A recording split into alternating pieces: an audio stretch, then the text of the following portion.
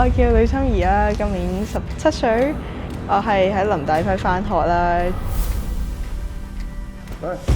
同埋喺體院嘅全職嘅劍擊運動員。不停打嘅話就會好攰，唔好諗辛苦你就唔辛苦啦。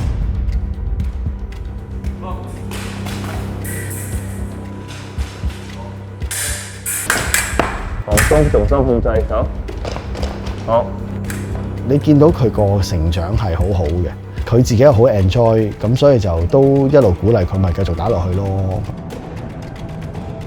我叫 Norman， 其實喺啟德體育園咧，我就負責社區體育項目嘅。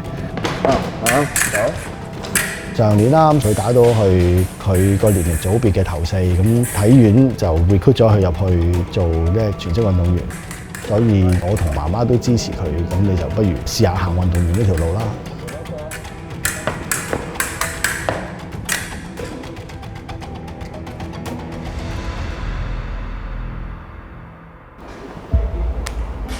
Okay, nice。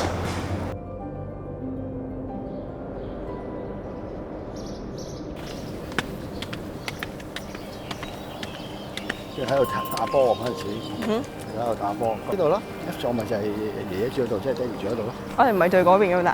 呢座14樓。爸爸聽佢講以前係排球甲1啊嘛，跟住話好勁咯。其實聽佢講好似都好想揀運動員呢條路啦。咁就喺呢度，喺呢個啟德體育園呢個位就落啦。呢個係停機坪嘅，經過停機坪咧就 touch down。全運嘅劍擊係喺啟德體育園發生噶嘛，咁所以我都同佢講話，嗱，你有機會你真係搏盡，你去追你嘅夢想，去追香港人嘅夢想。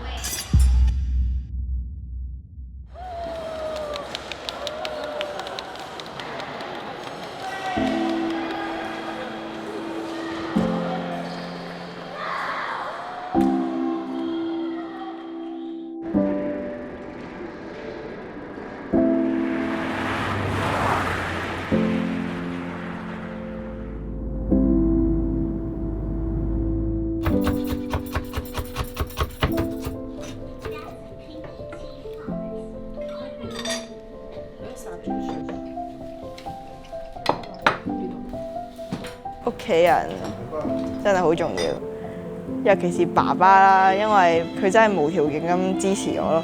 無論我去幾多個比賽啦，我一話想去佢就你去啦。如果冇佢嘅話，應該都入唔到體院。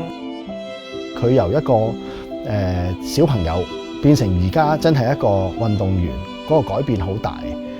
佢由即係一開始對自己冇乜信心，到而家對自己有返啲信心，揾到一個身份俾自己，佢亦都好 proud of 呢個運動員嘅身份。